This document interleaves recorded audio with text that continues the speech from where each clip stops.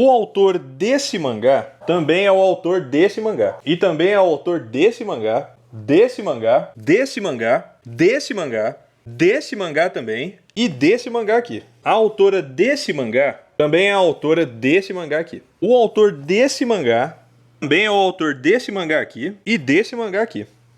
Já o autor desse mangá também é o autor desse mangá. O autor desse mangá também é o autor desse mangá e desse mangá, que inclusive foi o primeiro que ele escreveu. O autor desse mangá também é o autor desse mangá e desse mangá aqui, que é a continuação direta do anterior. O autor desse mangá também é o autor desse mangá, que é um spin-off daquele ali. A autora desse mangá também é a autora desse mangá, que também é a autora desse mangá, e que inclusive serviu de base para Sailor Moon. O autor desse mangá também é o autor desse mangá e também é autor desse mangá, que dos três é o único que foi finalizado. O autor desse mangá também é o autor desse mangá, desse mangá, desse mangá e desse mangá, que ainda está em andamento.